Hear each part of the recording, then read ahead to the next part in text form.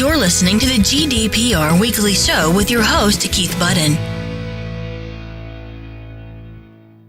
Welcome to this week's edition of the GDPR Weekly Show, and as normal I'd like to start off with a shout out to our new listeners. And this week we have new listeners in London, Portsmouth, Nottingham, Derby, Southampton, Birmingham, Manchester, Guildford, Peterborough, Newcastle upon Tyne, Eastleigh, Ipswich, Cardiff, Coventry and Bristol.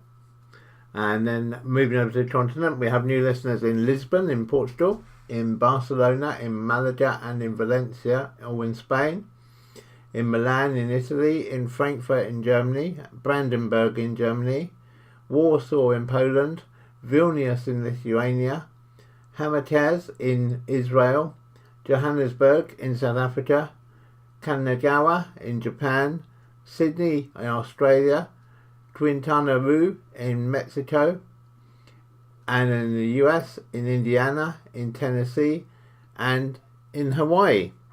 So once again, new listeners from all around the world, and of course our existing regular listeners from all around the world, and I really appreciate the fact we now have almost 700 regular listeners every week listening to me talk about GDPR, and I really appreciate you taking half an hour out of your week to catch up on the latest news in the world of GDPR.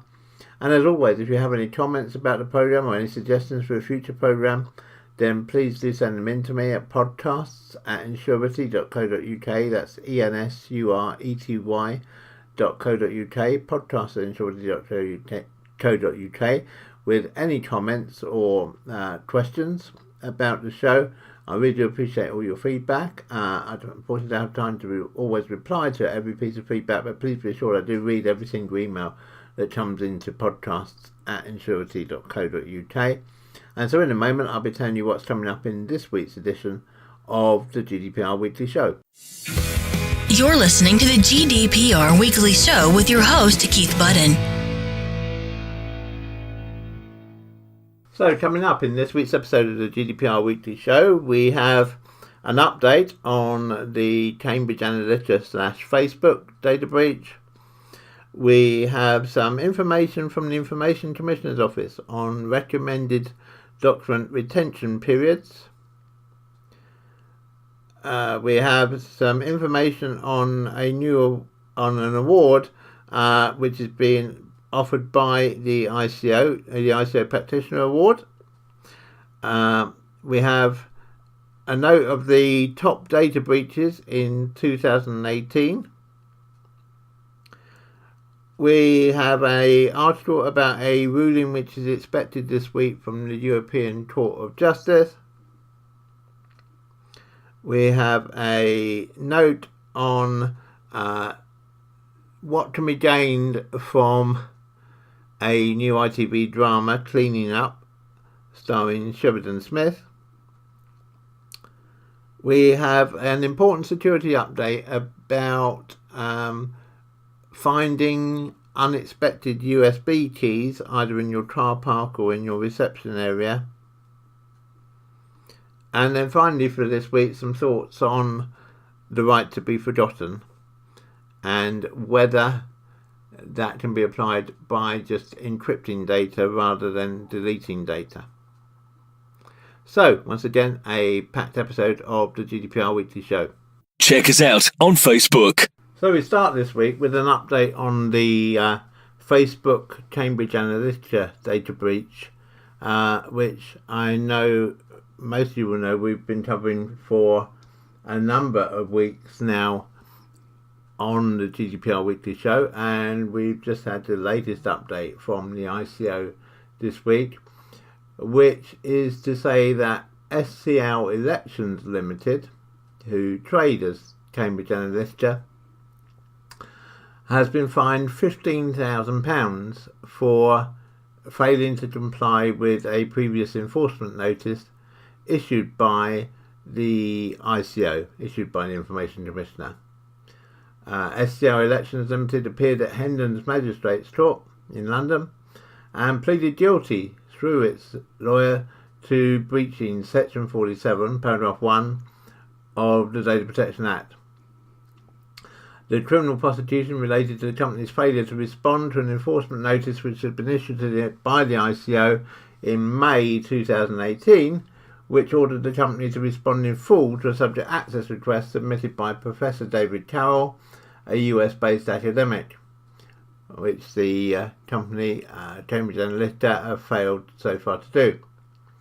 So they got fined £15,000, and as well as the fine, the court ordered the company to pay £6,000 in costs towards the ICO, and also a victim surcharge of £170.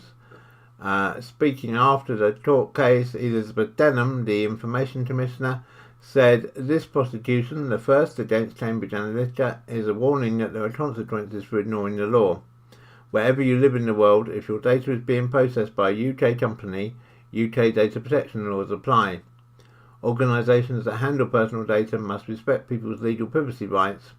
Whether it does not happen and if companies ignore ICO enforcement notices, we will take action.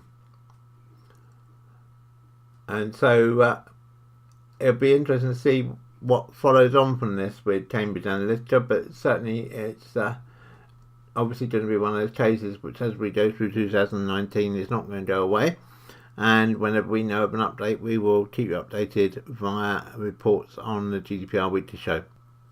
One item that many of us have been waiting for has been some clear guidance from the ICO regarding data retention periods, and this week some guidance finally emerged from the ICO, and what they've said is they've broken down documents into various common types and then given a suggested data retention period. Obviously it's for each company, each organisation to determine your own data retention periods and to make sure that you document the meeting where you make the decision on those data retention periods. But these are now the guidelines issued by the ICO for wages and salary records, that they are kept for 7 years, so 6 years plus the current tax year. For statutory maternity records, that they are kept for 3 years from the end of the tax year when the maternity ended. So in other words, 3 years from when the baby was born, or if it was unfortunately a miscarriage, when the baby was miscarried. Redundancy calculations, 6 years from the date of redundancy. Trade union documents should be kept permanently, so the maximum 100-year retention. Candidate information, so when you have candidates apply for a job, the recommendation from the ICO is perhaps a bit shorter than most of us had envisaged, but I think we've certainly been advising companies in our training to keep records from applicants from up to 6 months, providing you tell them that that's the case. But the guidance from the ICO is that should be 3 months, and that the CV should be securely stored and not shared throughout the organisation. For employee records, they're recommending 6 years from the date the employment ended, and 3 years for disciplinary records, assuming that the employee is still in your employ. Accident records, 3 years from the date of last entry into the accident book. Board minutes, interestingly, 10 years from the date of the meeting. So they're recommending that board minutes are retained for 10 years. Incorporation documents, i.e. articles of incorporation, certificates of incorporation, resolutions, they're recommending should be kept permanently, so 100 years. Public product insurance records, the employer's liability insurance records, permanent, so 100 years. Group health policies, permanent, so 100 years.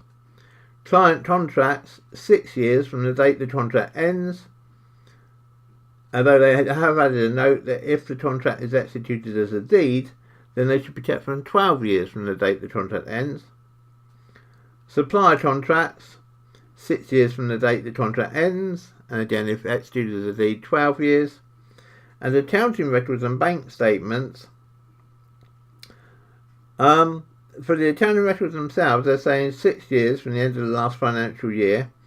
We would actually recommend 7, but obviously these are minimum set by the ICO, so there's nothing to stop you keeping anything longer than these times.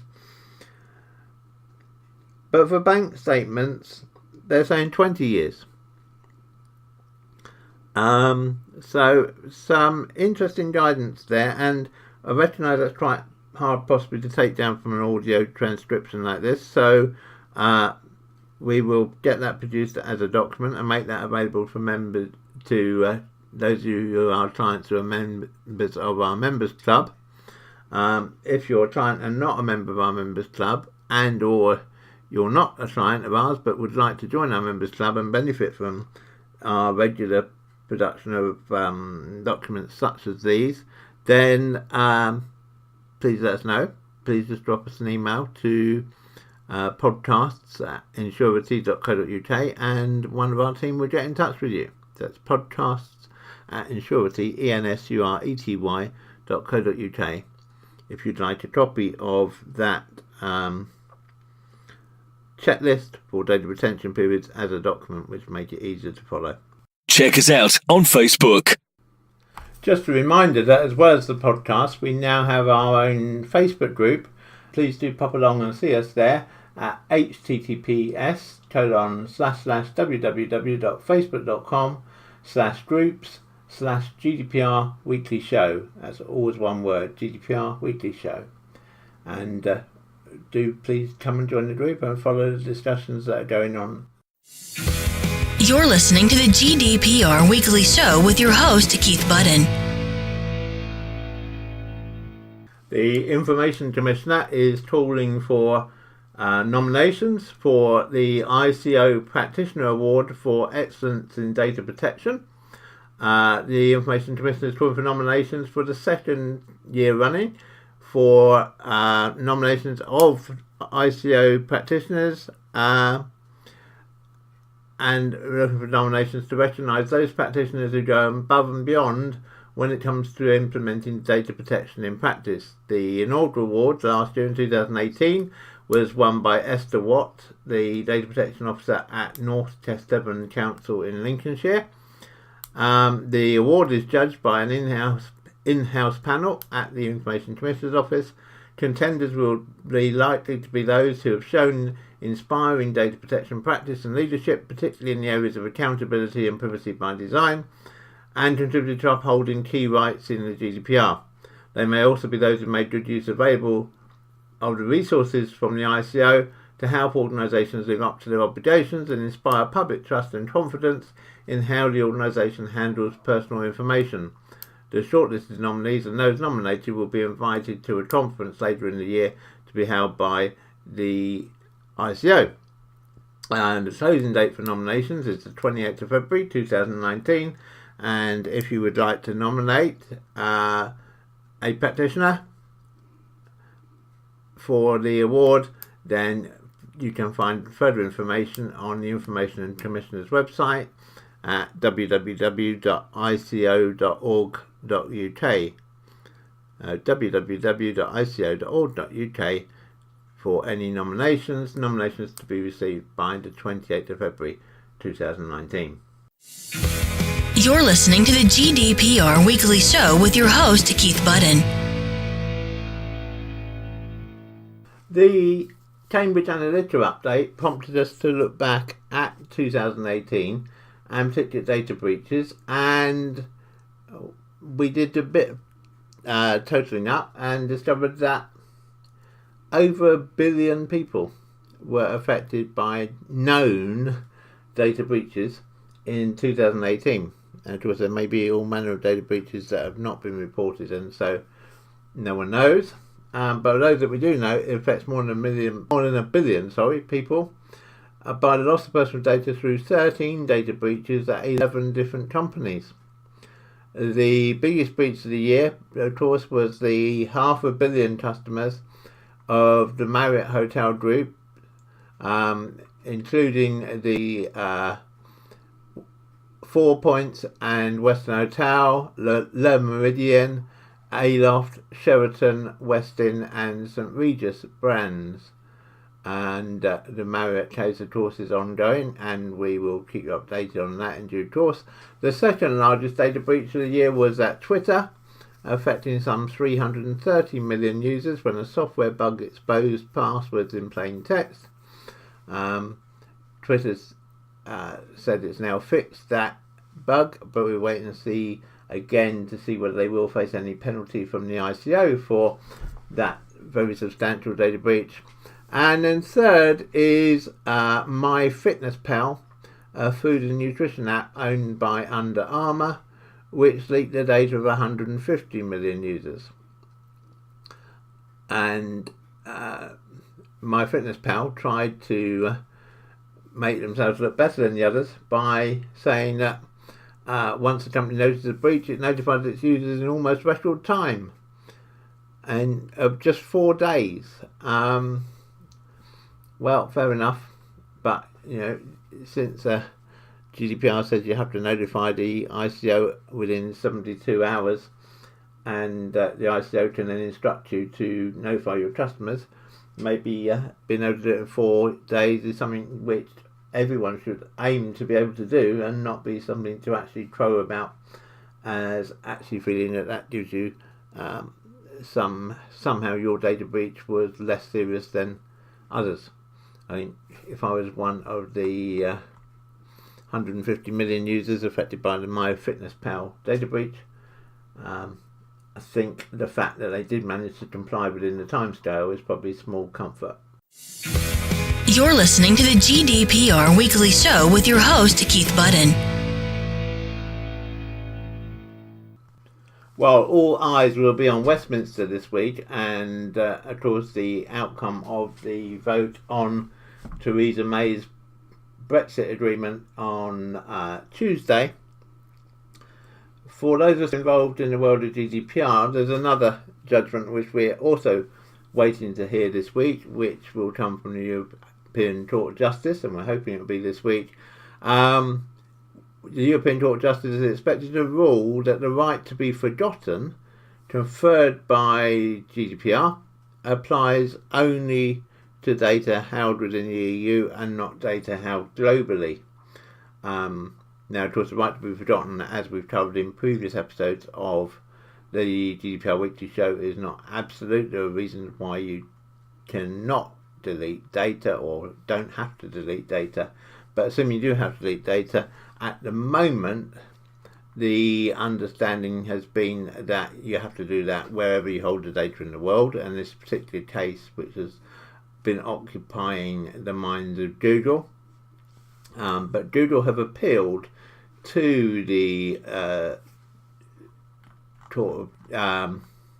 European Court of Justice, saying that they think this is unreasonable, and initial indications are that it looks likely that the Court of Justice is going to agree with Google in this instance and rule that only data held on servers within the EU has to be deleted, and not data held on those individuals worldwide. But we wait and see. And again, one of those items that no doubt we will come back to in a few weeks' time in another episode of the GDPR Weekly Show. You're listening to the GDPR Weekly Show with your host, Keith Budden. You may have seen GDPR get quite major coverage in the Daily Mail this week here in the UK because of Sheridan Smith's excellent new series Cleaning Up. It's a drama which is running on ITV on Wednesdays at 9 p.m, and it's about insider dealing and how cleaners at a financial brokers manage to take advantage of information that they learn from computers being left on and from paperwork being left out on desks. It's quite interesting. They picked up on the GDPR angle, and maybe there's a sublime message in this drama. if it makes people more aware of why practitioners like ourselves have been saying for well over a year now that it's important that you ensure that your computers have passwords and that you operate a clean desk policy at night, then even if you're not a fan of Sheridan Smith, do watch at least one episode of this cleaning up program, let's say Wednesdays 9 p.m. ITV, and see why it really is a good idea that you make sure that you do use passwords and you do clear your desk in the evening. You're listening to the GDPR Weekly Show with your host, Keith Budden. Just a heads up on a new method of getting malware into an organisation, and then subsequently using that malware to extract information, which in itself is a data breach, but then maybe using the fact of that data breach to try and extort money from your organisation. We've become aware of a recent trend which we felt we should make you aware of. Basically, be very, very cautious, and it's worth educating your employees in this as well, of course, to be very cautious if you suddenly find a USB key, either in your car park, in your reception area, maybe on the reception desk, which it appears someone's dropped. And it's probably likely to look quite anonymous and quite unassuming. And your employee or whoever finds it, curious about what it contains, then insert the USB key into one of your laptops, one of your desktops, one of your machines. And in doing that, the USB key runs some malware and installs some software onto that PC, which will then act to log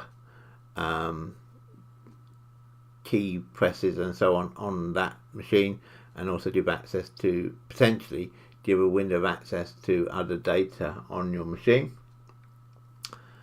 And yet on the USB key itself, to a casual observer, will appear to just be innocent data, like maybe a few Word documents, a few Excel documents, a few photographs, whatever. But it does appear to be a trend that is happening at the moment, so just be aware of it. Have a clear procedure in your office that says if someone finds a USB key and they're not sure what they should do with it, make sure they give it to your data protection officer or whoever's in charge of data protection in your company or organisation, who can then hopefully have a quarantined machine where they can have a look and see what might be on it.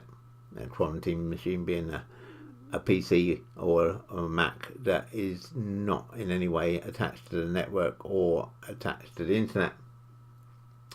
So just to be aware, really. So if you find a USB key that you weren't expecting, then treat it with caution, and in many instances probably the safest option is simply just throw it away. Securely, of course. But do just bear that in mind. You're listening to the GDPR Weekly Show with your host, Keith Budden. We had a discussion with one of our clients last week about deleting data, and whether if someone requests that their data is deleted, do you really need to delete it, or could you encrypt it so it's not easily readable and could only be unencrypted with a key, and therefore for most people accessing your system it would for all intents and purposes be deleted because they wouldn't be able to access it. And maybe even go a stage further and having that key and securing it with a key, a random key, which you then throw away, and therefore theoretically no one can access the data. We had to think about this for a little while and came to the conclusion that it wasn't a way forward we would recommend. We would recommend that if you do have a need to delete data. If someone's made a request for data to be deleted and you consider that request and you decide to action that request, you really should make sure that that data is physically deleted from any places that you hold that information. Now, we appreciate that gets difficult when you go back to backups, and so you need to think about how you handle that and having a procedure in place that says, hey, if we have to restore the system from a backup and we inadvertently restore data on someone who's made a request to be forgotten, that we have a method for deleting that data so that it's gone again. And the other thing, of course, is to think as well about how you delete someone from paper records. And that's one area where maybe you don't have to actually physically remove the information, because an example might be a report which might have details of hundreds of people in it, and one person's request to be forgotten, and in that case obviously you would have to find a way of just redacting that person on the physical report. But for electronic data, we would say always do delete it and don't rely on encrypting it. And why do we say that? Well, it's because that, whilst in theory and probably in practice in most cases, encryption would work, the danger is that someone further down the line finds a way of unencrypting that file, and suddenly that information which you'd undertaken to delete is back and available again, which could land you in potential hot water as far as GDPR is concerned. So say, keep things simple. If you have a request to be forgotten or a request to be deleted and you agree to comply with that request, then make sure you do comply with that request and destroy all the data. You're listening to the GDPR Weekly Show with your host, Keith Budden. So that brings us to the end of this week's episode of the GDPR Weekly Show. I hope you found it useful. I hope you found it entertaining. Please do let me know. Let me have your feedback by sending an email to podcast@insurity.co.uk. You can find out more about us at Insurity at www.insurity.co.uk. And I look forward to speaking to you again, same time, same place, next week. Have a good week, everybody, and remember to keep your data safe. Check us out on Facebook. The GDPR Weekly Show is an Insurity production. Follow us on Facebook at www.facebook.com/Insurity.